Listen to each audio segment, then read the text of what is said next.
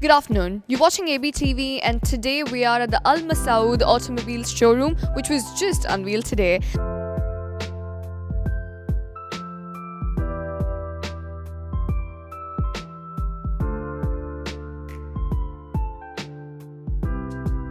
With me right now is the CEO, Irfan Tansel. Thank you so much for joining us, sir. Hi. How would you say your year was, the past year, in terms of sales and performance? Well, I mean, it's obviously not a secret that last 3 years has been quite challenging in not only in automotive sector but also overall in the economy, and especially when it comes to retail. And these difficulties, these challenging times have been, have started actually with the oil price having dropped down to below $30 a barrel in January 2016. And since then there has been a decline in the sales of vehicles. Yeah. But I must say, we have mastered this difficult period. We have in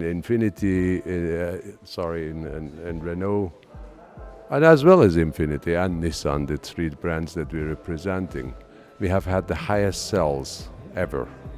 In 2017, we have sold more Renault vehicles than ever before, and we've been representing Renault since 2004. So it's been a 15 years of journey. Irfan, I'm aware that you did open a pre-owned car showroom recently. So at this juncture, we've had the conversation multiple times before, saying that the pre-owned car sales or the used car sales are doing better than the new car sales. Would you agree with that? Well, the downturn in the economy has hit obviously new car sales as well as new car sales overall in the market.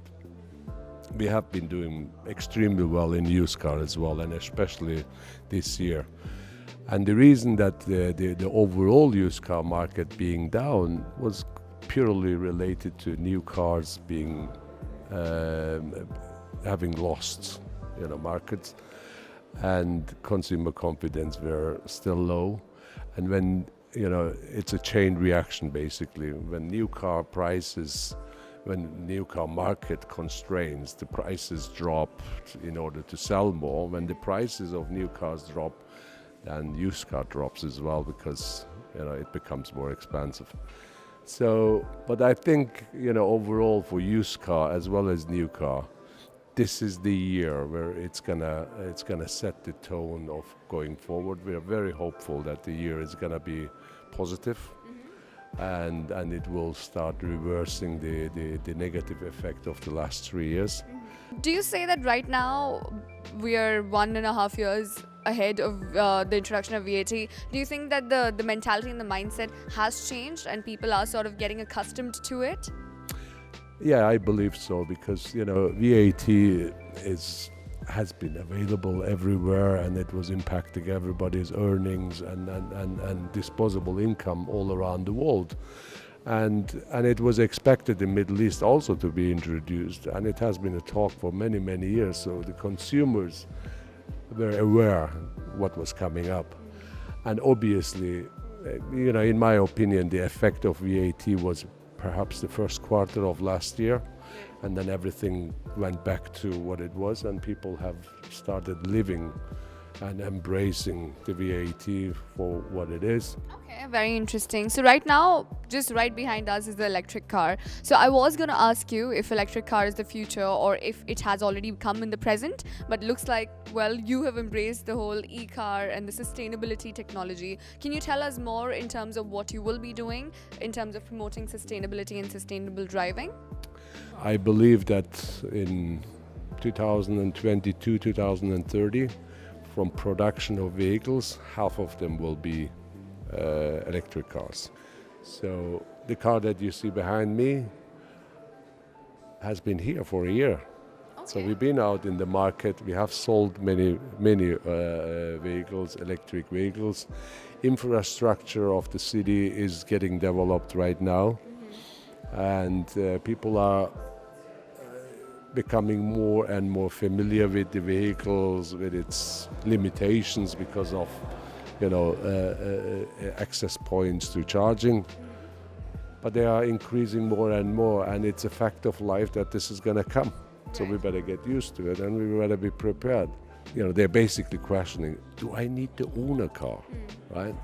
Because if the technology develops further and the choice of car is available for you at any time that you wish to have. Yeah.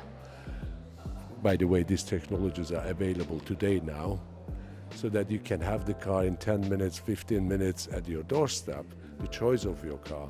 Why would you want to own a car? And why would you want to pay 24 hours if you're going to use it for an hour a day? Then that's a problem for you then, for dealers. It's a big problem. But it's not. It's not. You see, we have to evolve with the way the change happens. You can't stand on the way and try to resist change. Change is happening, and it's going to continue happening. But on those lines, you mentioned affordability is something that people are again looking towards. But at this juncture, the Middle East boasts the highest per capita sales when it comes to luxury vehicles. So do you think that's going to change now if people are moving towards affordability over luxury? You know, luxury, obviously when the crisis happened, like, you know, the last 3 years when the car sales have dropped, luxury was affected the most, right? And but however, luxury will remain the same, because people who are buying luxury vehicles, they are not buying it because they need a transportation, because it's a status symbol. It describes who they are. They identify themselves. An Infiniti owner, for example, likes to be in an Infiniti car instead of any other car that are less expensive. Yeah. So luxury will stay, but it will, in my opinion, it will move towards more affordable luxury. Okay. Great. Thank you so much for joining us here, and congratulations on the store opening. Thank you very much for being here. Great, and thank you for watching ABTV.